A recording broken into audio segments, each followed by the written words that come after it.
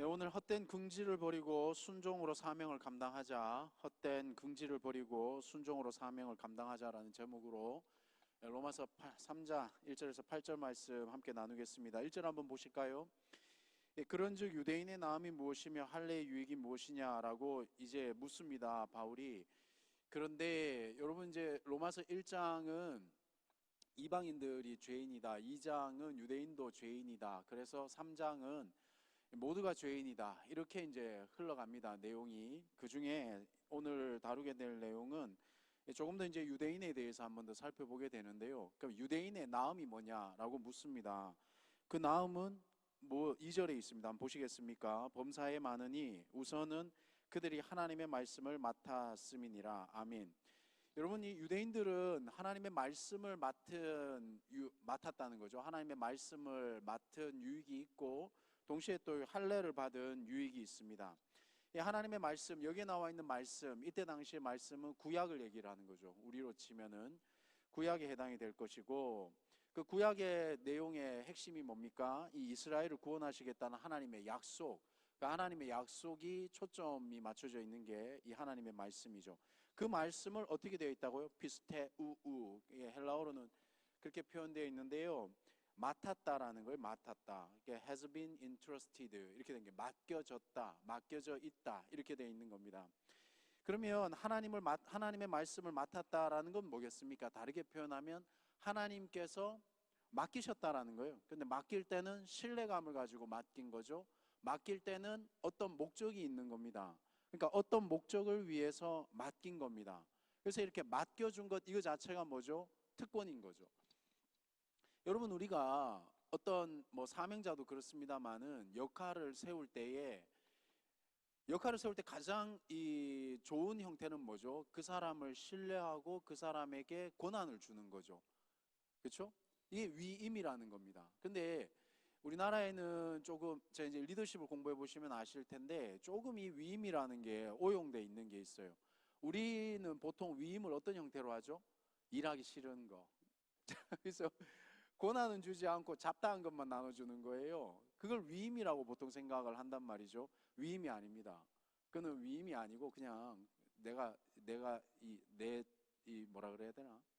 하여튼 일 던져주는 게, 그런 걸 우리가 위임이라고 생각하진 않잖아요. 이거는 하나님이 유대인들에게 지금 특권을 주고 있는 겁니다. 그러니까 권한을 주는 게 특권을 주는 거거든요. 근데 여러분, 우리는 은연중에 좀 피해의식들이 있잖아요. 하도 좀 많이 당한 것들이, 경험이 있지 않습니까?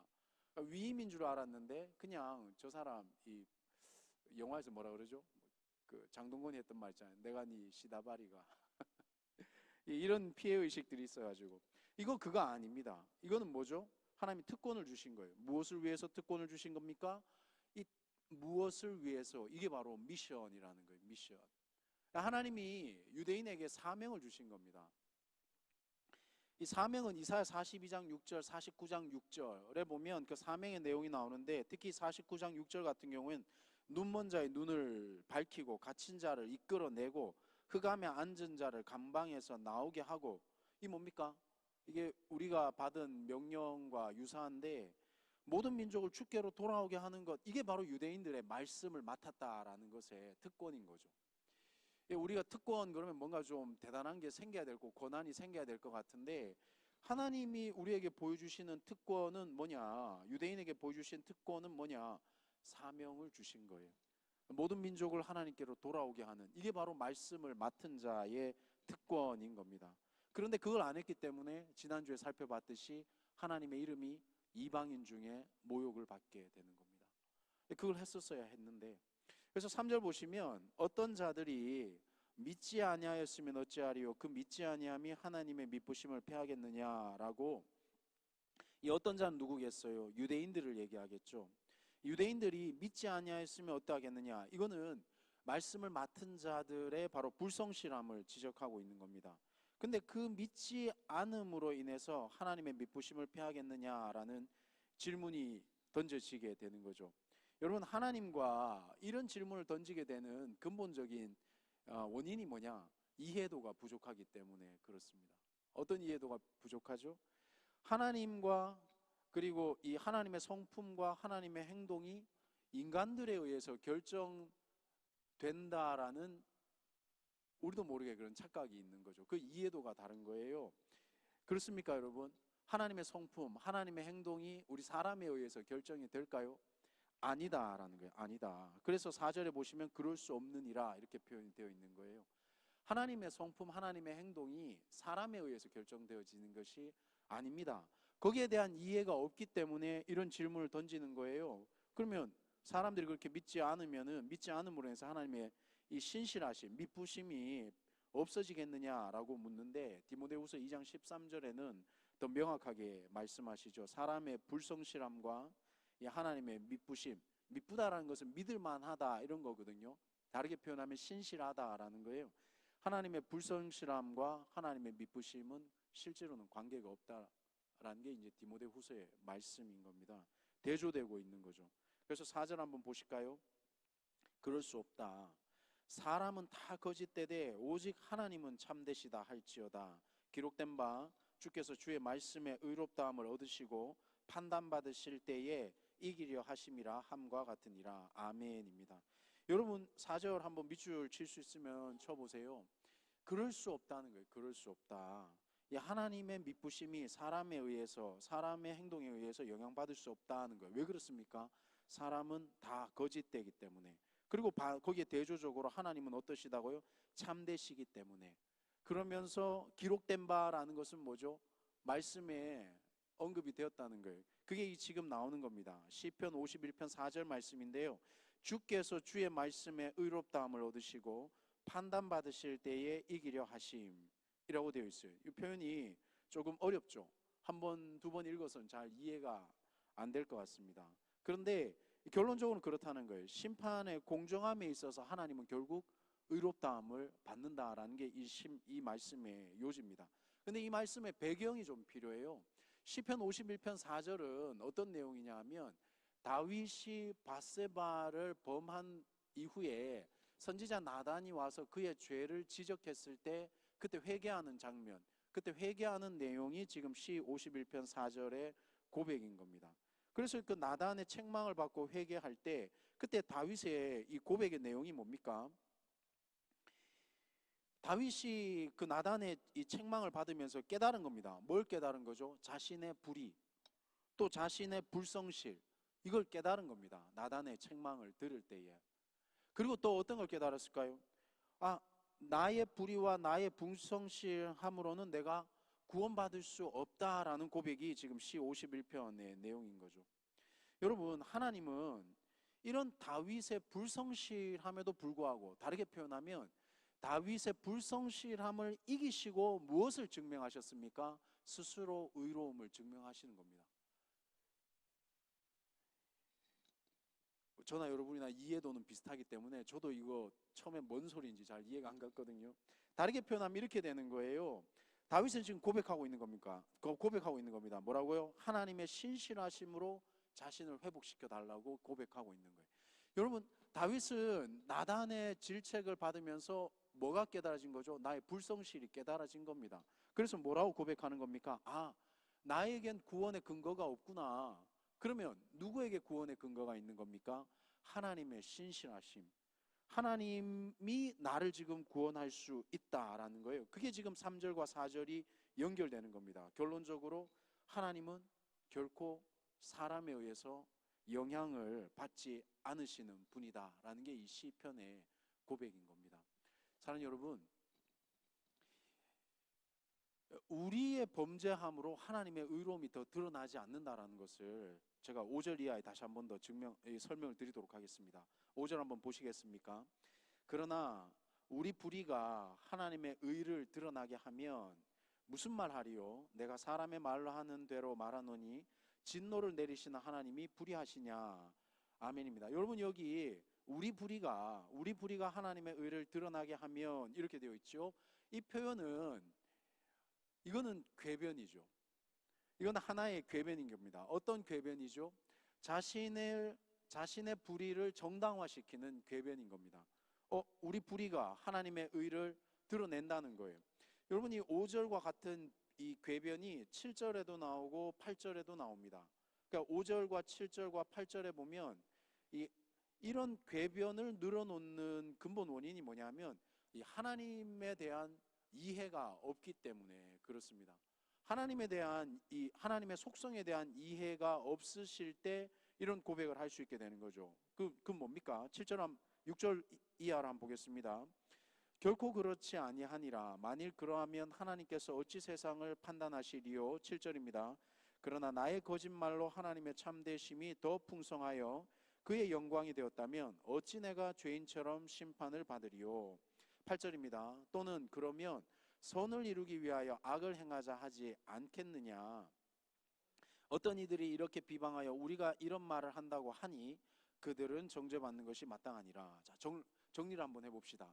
5절, 7절, 8절에 어떤 궤변이 있습니까? 우리가 불의하면 하나님의 의가 드러나는구나. 또 7절에 보시면 내가 거짓말로 하면 하나님의 참되심이 더 풍성하게 되어서 오히려 하나님이 영광받지 않겠느냐. 이 궤변이죠. 8절 한번 보십시오. 선을 이루기 위해서 악을 행하자 하지 않겠느냐. 이게 궤변인 거죠. 어떤 궤변입니까? 여러분, 하나님은 하나님이신 겁니다. 즉 하나님은 인간의 상태에 의해서 영향을 받으시는 분이 아니라는 겁니다. 그러면 여기에서 사람은 어떤 걸 해야 되겠습니까? 단지 사람은 자신에게 주어져 있는 책임을 다 해야 될 뿐이지 5절과 7절과 8절을 이렇게 종합해 볼 때 인간이 선을 행한다고 해서 하나님이 더 선해지거나 혹은 인간이 악을 행한다고 해서 하나님이 더 악해지거나 그러지 않는다는 겁니다.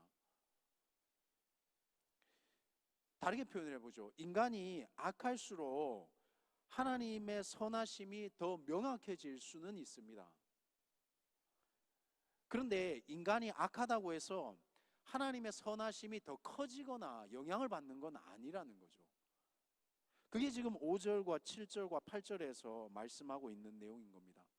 근데 이 7절 같은 경우에는 특히 이 잘못된 이 종교단체에서는 이거를 이제 모략이라고 표현을 합니다. 모략이라고 표현하면서 궤변을 늘어놓는데요. 뭐 하나님을 영화롭게 하나님을 그러니까 영광 돌리기 위해서는 이 하얀 거짓말을 해도 심판을 받지 않는다. 이런 게 일종의 여기에 해당이 되는 거죠. 여러분 이런 궤변이 우리한테는 또 어떤 게 있을까요? 예를 들어서 뭐 구원받기 직전에 회개하고 예수 영접하면 되겠네. 이런 게 이제 일종의 궤변인 거죠. 여러분 우리의 어떤 것들로 하나님의 성품이나 하나님이 변하거나 영향받거나 그런 게 아니라는 것을 분명히 아셔야 되는 거예요. 하나님은 그대로 하나님이신 겁니다. 단지 그 하나님이 기준이시기 때문에 우리의 악함이 드러날 뿐이고 또 때로는 우리가 우리를 구원할 수 있는 근거가 없다라는 게 명확해지는 거죠. 그러니 그렇게 놓고 보면 5절처럼 우리가 불의하다고 해서 하나님의 의를 드러내니까 내가 오히려 더 불의하게 살아도 괜찮겠네. 이런 것은 궤변이라는 거죠. 여러분 이런 궤변을 들을 때마다 오히려 우리가 어떤 생각을 가지고 살아야 되냐 하면 많이 들어보셨을 단어인데 청지기 의식이 필요합니다. 우리는 이 청지기 의식이 뭡니까? 우리는 다른 어떤 기준에 의해서 사는 사람들이 아니라 하나님 앞에서 사는 사람들이다. 이게 바로 청지기 의식이라는 거죠. 그러니까 우리 스스로의 죄를 합리화하거나 우리 스스로의 연약함을 합리화시키거나 혹은 방금 지금 이게 성경에 이렇게 되어 있는 것처럼 내가 선을 이루기 위해서 오히려 더 악을 행해야 되겠다라는 이런 궤변을 늘여놓거나 그러는 게 아니라 절대적인 기준이 되시는 하나님 앞에서 우리가 삶을 살아가는 것, 그것이 바로 청지기 의식이라는 거예요. 이게 좀 어렵죠? 어려울 수밖에 없어요. 이게 좀 생각을 안 해본 분들은 지금 이게 목사님 뭔 소리 하는지 잘 모를 텐데 가장 쉽게 와닿는 게 뭐냐면 이런 것을 한마디로 앞에 했던 거 다 잊으십시오. 이것만 기억해 주십시오. 이런 것을 한마디로 우리가 많이 들어봤던 용어 중에 값싼 은혜라는 표현이 있어요. 여러분 우리 신앙생활 오래 하면 여기에도 그런 분들이 계실 텐데 제가 결론적으로도 한 번 더 말씀드리겠지만 어떤 분들은 그런 생각할 겁니다. 아니 뭐 회개하고 용서받으면 되지 죄 지어도 되는 거 아니야? 이런 생각 여기 하는 사람 있을 수 있다고요. 또 어떤 사람은 뭐 이거 회개해도 또 회개하면 또 용서받고 회개하면 또 용서받고 이거 지쳐가지고 이제 더 이상 회개도 안 하는 사람 여기 있을 수도 있습니다. 그리고 어떤 사람은 주의 은혜가 주의 보혈이 너무나 놀랍기 때문에 아무리 죄를 지어도 양심에 찔림이 없는 사람도 여기 있을 수도 있습니다. 이런 걸 뭐라고 표현한다고요? 값싼 은혜라고 표현하는 거예요. 여러분 로마서는 그런 걸 뭐라고 표현합니까? 하나님의 은혜가 크기 때문에 우리가 그 은혜를 막 오용해도 되냐는 거예요. 남용해도 되냐는 거예요. 안 된다는 겁니다. 안 된다는 거예요.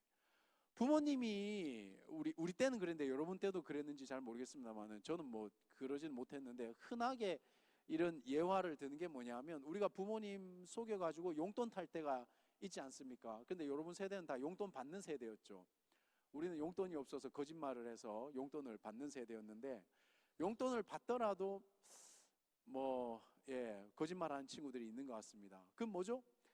부모님이 속아준다고 해서 그거를 계속 뭐라고 표현할까요? 그걸 계속 남용하면 부모님의 사랑을 남용하면 그거 옳겠습니까?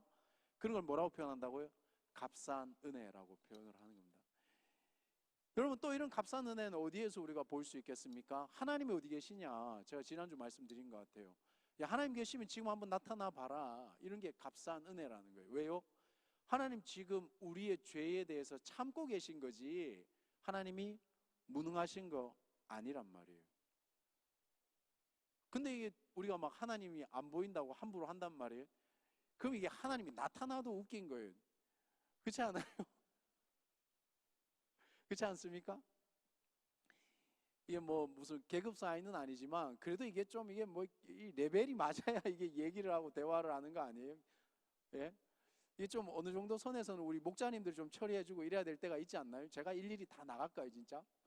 뭐 예를 들어서 이거 누구 얘기하는 건 아니지만 뭐 주보가 빵꾸 났다. 그럼 제가 이거 주보 다 만들고 있어야 됩니다. 물론 해도 되죠. 목사가 주보 만들 수도 있죠. 이게 어느 정도 좀 이런 거 해주고 이래야 되는 거 아닙니까? 이 농담 삼아 하는 얘기입니다. 상처받지 마시고.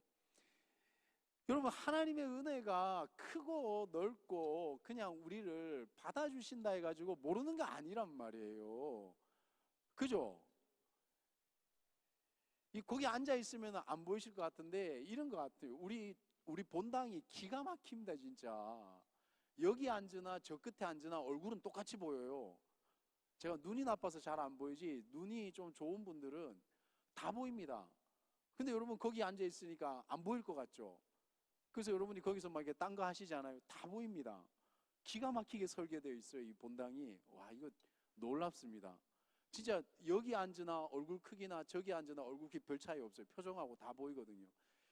여러분이 앞에선 이 강대상에 서 있는 제가 아무 얘기 안 해서 여러분들이 하는 행동을 모르겠습니까? 이게 이제 우스갯소리로 한 얘기지만 이해가 되십니까? 그 얘기하고 있는 거예요. 하나님이 이 사람의 연약함 때문에 좌지우지 되시는 분이 아니라는 걸 여러분은 오늘 기억하셔야 되는 겁니다. 지난주, 요번 주인가 지난주인가요? 한 며칠 전에 횡단보도에서 어떤 일이 있었냐면 이렇게 출근을 해야 되는 시간인데 차들이 신호가 바뀌었는데 차가 움직이질 않는 거예요.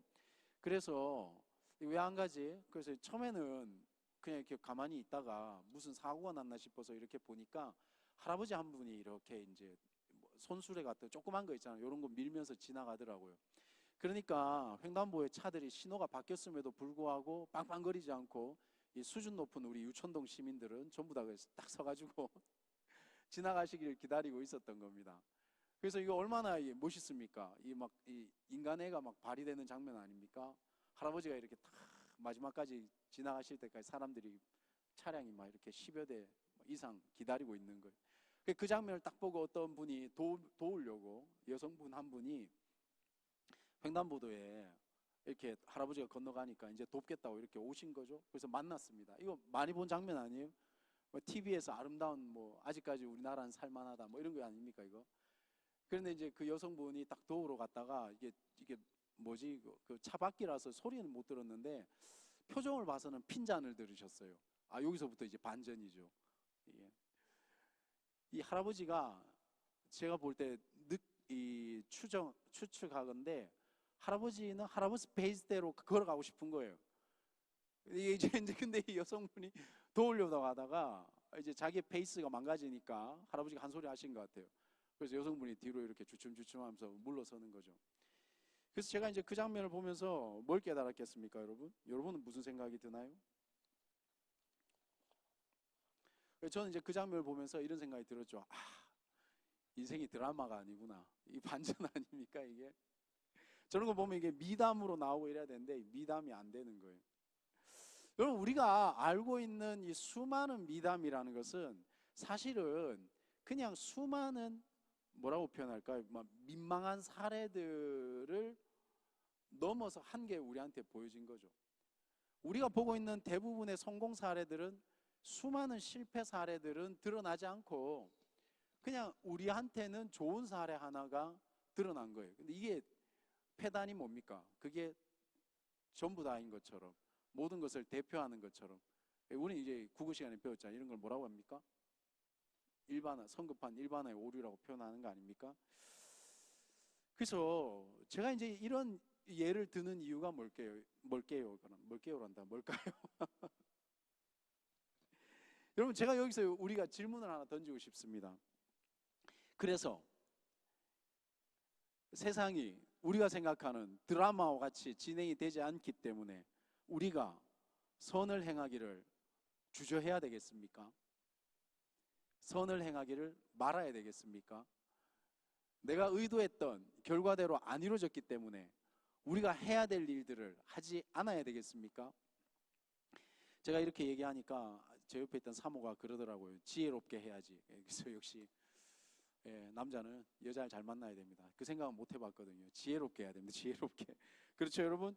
지혜롭게 한다면 더 좋겠지만, 그럼에도 상대방의 반응 때문에 혹은 우리가 갖고 있는 여러 가지 선입견 때문에 해야 될 일들을 우리가 하지 않고 주저해야 되겠냐라는 질문을 던지게 되는 겁니다. 이 시대는 실은 상당히 많은 어떤 우리를 헤지테이트, 주저하게 만드는 일들 때문에 해야 될 일들을 안 하는 경우가 많이 생깁니다. 그렇죠? 여러분, 율법의 기능이 이와 같은 겁니다. 율법의 기능은 뭡니까? 죄를 깨닫게 하는 거죠. 우리가 착각하기 쉬운 것은 뭐냐면 죄를 깨닫게 하는 것이지, 이 죄라는 것에 대해서 착각하는 게 뭐냐, 죄를 깨닫게 하는 게 율법의 기능인데 깨달았다라는 것이 죄가 없어졌다라는 것, 죄가 문제가 해결이 되었다, 이거는 다른 문제죠. 그렇죠? 이건 뭡니까? 마치 우리가 병원에 갔을 때 병원 가서 의사를 만나지 않습니까? 그럼 의사가 진단을 해주죠.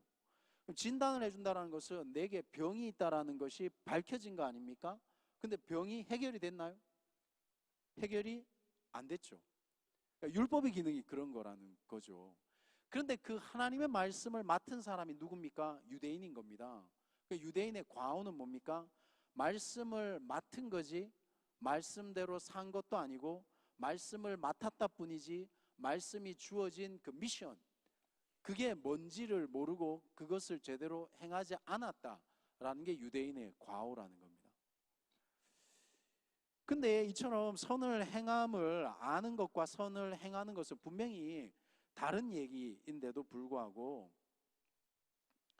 우리는 선을 행하다 보면 고난이 있을 것을 알기 때문에 선을 행하지 않을 때가 많다. 이게 뭡니까? 안다라는 것이 오히려 우리에게는 어떤 의미에서는 부정적인 알미 되어버리는 거예요. 부정적인 결과를 초래하게 되는 거죠. 이게 알의 병폐가 아닌가. 여러분, 우리 솔직해져 봅시다. 말씀을 많이 안다는 게 여러분들한테는 은혜가 됩니까? 오히려 여러분들이 은혜의 자리로 나가는데 방해가 됩니까? 여러분, 우리도 유대인들처럼 하나님을 아는 자고 말씀을 들은 자고 하나님의 자녀가 된 자들입니다. 그렇다면 하나님께서 유대인에게 기대하셨던 것처럼 우리한테도 동일한 것들을 기대하고 있지 않겠는가?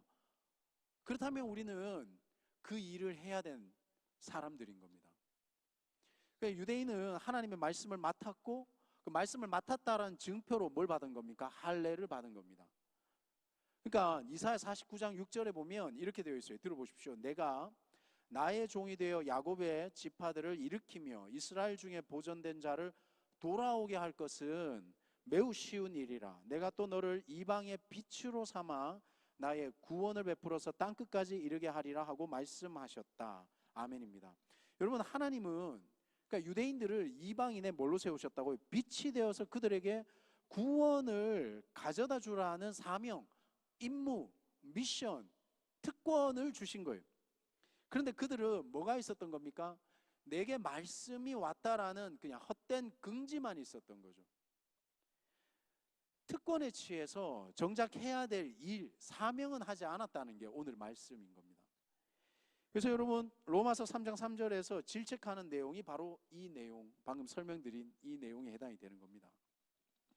그러면 이제 우리가 한번 생각해 봐야 될 게, 우리는 특권이 없냐라는 겁니다. 다시 말해서 우리에게는 미션이 없습니까? 우리에게는 사명이 없습니까? 이걸 한번 물어봐야 된다는 거죠. 마태복음 16장 15절에 보면 너희는 온 천하에 다니며 만민에게 복음을 전파하라. 아멘. 사랑하는 여러분, 이 말씀이 아멘이면 우리도 똑같이 사명을 받은 사람이라는 겁니다.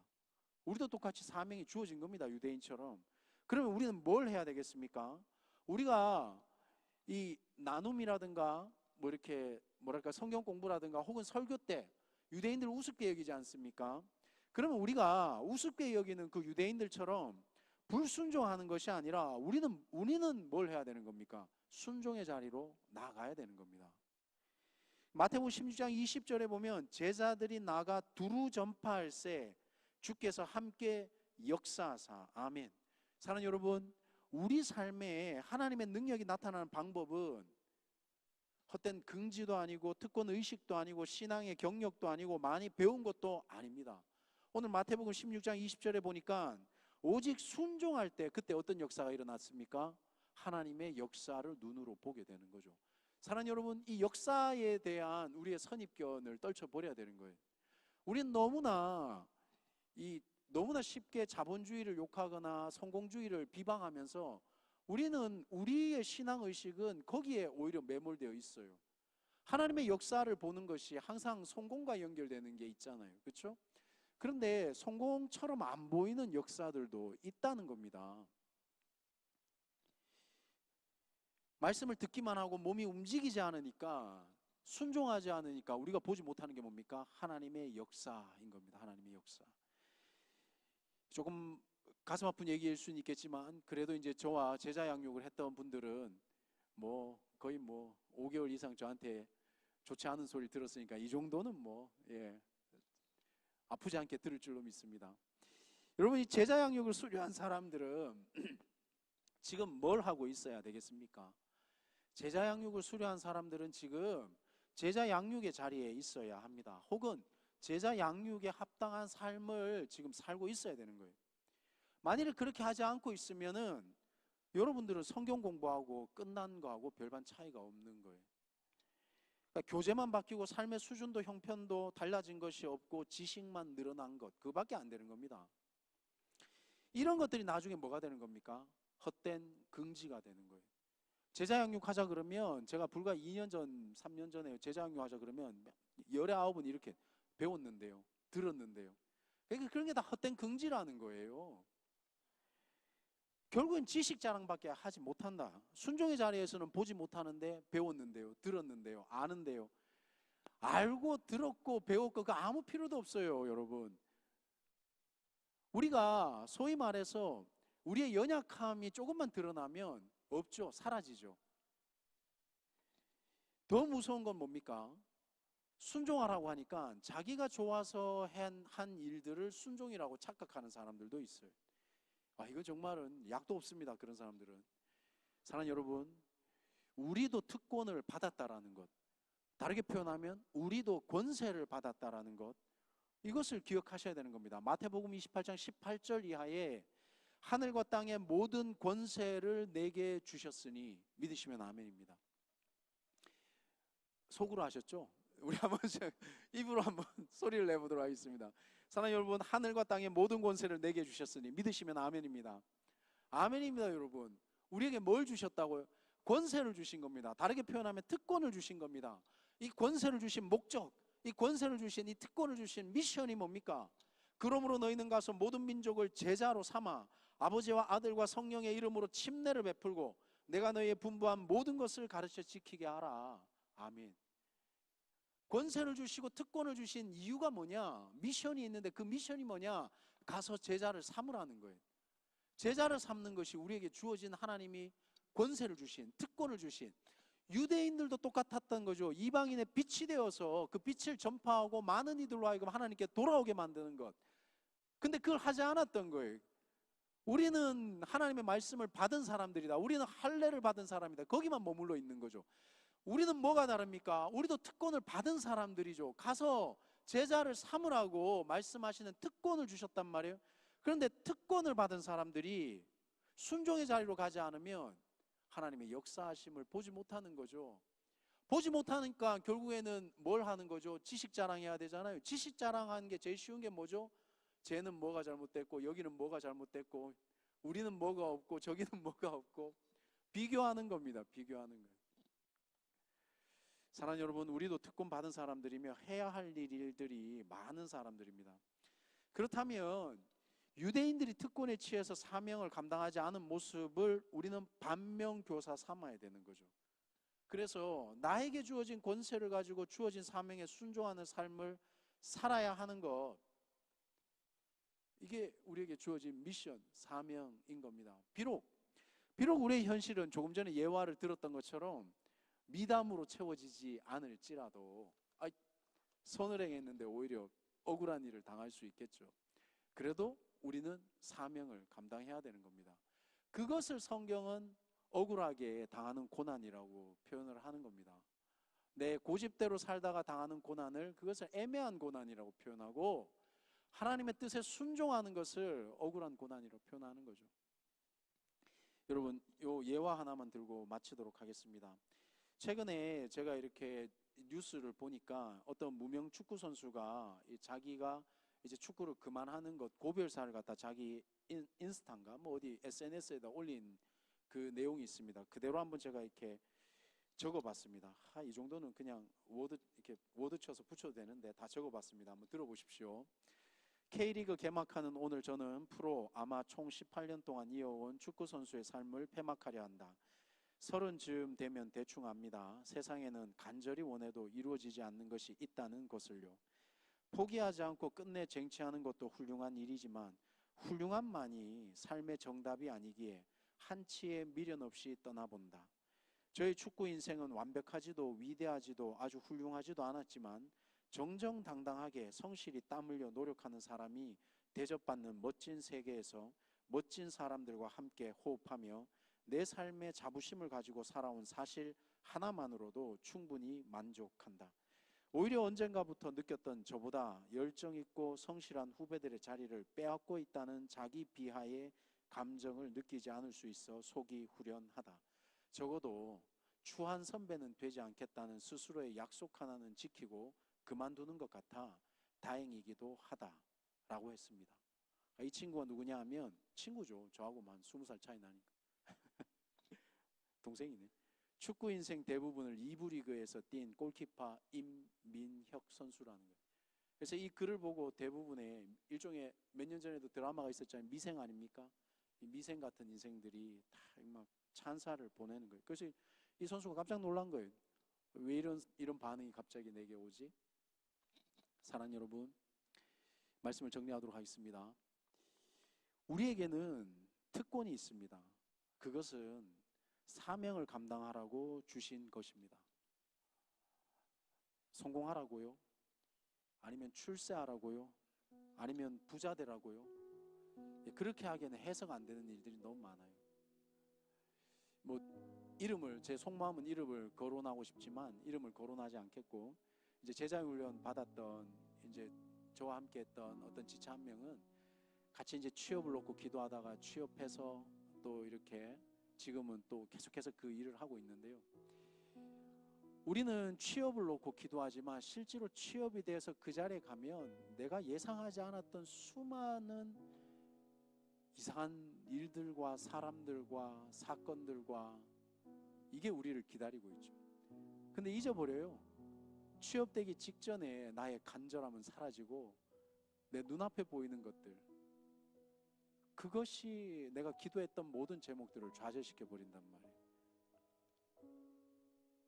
그러니까 사랑하는 여러분, 우리가 하나님의 사명이 우리의 기도 제목이 돼야 직장에 가서도 흔들리지 않게 되는 거죠. 직장 자체가 우리의 사명이 되면 여러분, 그 직장에 갔을 때에, 혹은 그 학교에 갔을 때에, 혹은 그 업을 성취했을 때에 내가 알지 못하는 수많은 변수가 생기게 되면 제일 먼저 드는 질문이 뭐죠? 아, 내 길이 아닌가 보다. 나폴레옹이 뭐 그 예화가 있잖아요. 농담, 재미없는 농담인데 나폴레옹이 했던 말 있지 않습니까? 아, 여기가 아닌가 보다. 여러분, 하나님이 주신 그 미션이 우리의 사명이 돼야 되는 겁니다. 그래야지 수많은 이 산들을 넘어서 갈 수 있는 거예요. 비록 현실은 이불이고 같아도 이 임민혁 선수처럼, 혹은 제가 아까 예화를 들었던, 비록 현실은 드라마 같지 않지만, 해피엔딩이 아니지만, 이 해피엔딩도 그렇지 않습니까? 그거 이후에 무슨 일이 일어나는지 어떻게 알아요?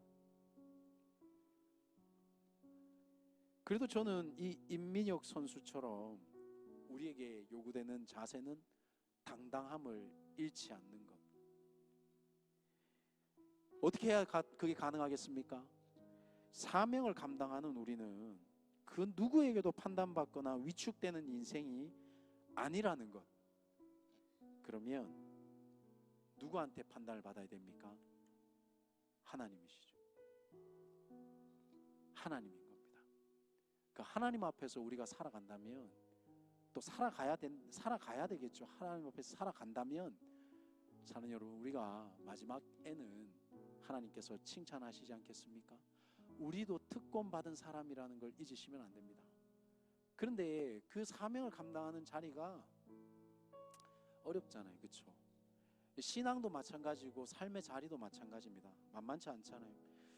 그래서 제가 얼마 전에 드렸던 기도 제목이 있죠. 그 기도 제목이 뭐였냐면, 너무 이제 뭐랄까 반복되는 저의 연약한 모습을 보면서 하나님 앞에 기도를 드렸습니다. 하나님, 제가 한 번만 더 하나님 앞에서 제가 이렇게 반복된 연약함이 있으면 사역을 그만두겠습니다. 이런 기도를 드린 적이 있습니다. 근데 그 기도를 드리고 난 다음에 저의 결단을 다시 한번 다듬었어요. 근데 사랑하는 여러분, 어제 제자 양육을 하다가 하나님께서 그 기도를 하게 하신 이유를 발견했습니다. 그 기도보다 더 중요한 것이 뭐냐? 그 나를 힘들게 하고 나를 연약하게 했던 것이 나의 본질을 보게 했을 뿐만 아니라 나로 하여금 정말 내가 원하는 게 뭔지를 보게 만든 거예요. 난 정말 사역이 하고 싶었구나, 이걸 깨달은 거예요. 사는 여러분, 우리의 삶의 자리가, 혹은 우리의 신앙의 자리가 흔들린다라는 것, 그게 본질이 아닙니다. 흔들리고 어렵고 내가 무너질 때 무릎 꿇고 기도하는 그 내용이 우리의 신앙이고 본질인 겁니다. 내가 기도하고 있다라는 것, 그 기도의 자리에서 몸부림치는 것, 그게 믿음인 겁니다. 그게 시편에 드러난 모든 사람의 모습들인 거죠. 여러분, 내가 똑같은 것에 무너지고 똑같은 것을 죄를 짓고 똑같은 자리에서 하나도 달라진 거 없어 보여도 하나님 앞에서 매달리십시오. 그게 우리의 신앙인 겁니다. 믿음 없는 게 아닙니다. 믿음 없다라는 것은 제가 볼 때는 오히려 편안하게 살아가는, 아무 하나님과의 관계없는 삶이 아닐까 싶어요. 오히려 여러분, 그 무너지는 그 자리에서, 똑같이 반복되는 죄의 자리에서 하나님을 붙드시는 것, 그게 우리가 믿음 있는 것 아닐까 생각을 합니다. 끝까지 몰렸을 때, 끝까지 끝의 자리까지 몰렸을 때, 그때 우리는 알게 돼요. 내가 진짜 원하는 게 뭔지. 여러분, 어쩌면 그게 하나님 우리한테 주신 비전이 아닐까요? 포기하지 말고 끝까지 한번 가봅시다. 사람들에 의해서 평가받지 말고 하나님 앞에서 평가받아 봅시다. 그럼 얼마나 좋겠습니까? 그죠? 기도하도록 하겠습니다.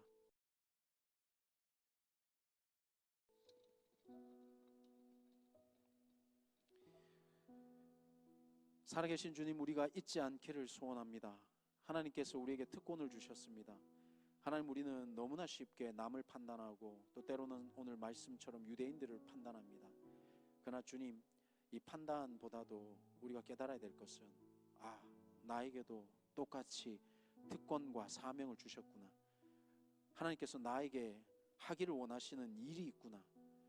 그렇습니다. 주님, 우리가 그 일의 자리에서 하나님께 영광을 돌리고 하나님의 영광을 드러내는 것, 우리가 이 삶의 자리에서 고난 속에 있을지라도 하나님을 드러내고 하나님께로 사람들을 돌이키는 것, 주님, 이 사명을 끝까지 감당하도록 성령 하나님께서 붙들어 주시고 능력 주시고 역사해 주시기를 간절히 소원합니다. 주님, 우리를 지켜봐 주십시오.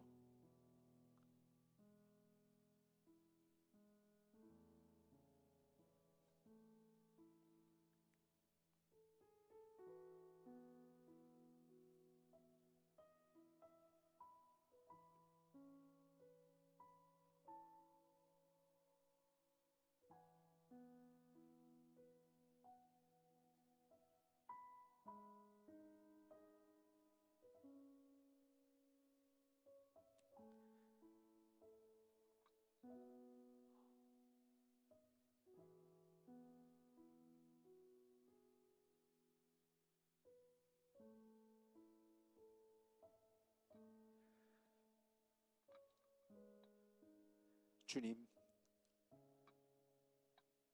이 여디디아를 지켜봐 주십시오.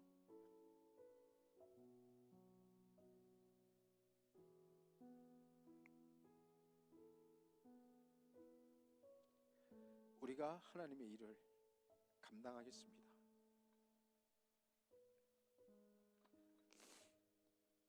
지금은 주 예수 그리스도의 은혜와 하나님의 사랑하심과 성령의 교통하심이 우리가 특권을 받고 이 사명을 감당하기를 원하는, 연약함과 상관없이 하나님이 주신 사명에 붙들림 받기를 원하는 여디디아 머리 위에 지금부터 영원까지 함께 하시길 우리 주님의 이름으로 간절히 축원하옵나이다. 아멘.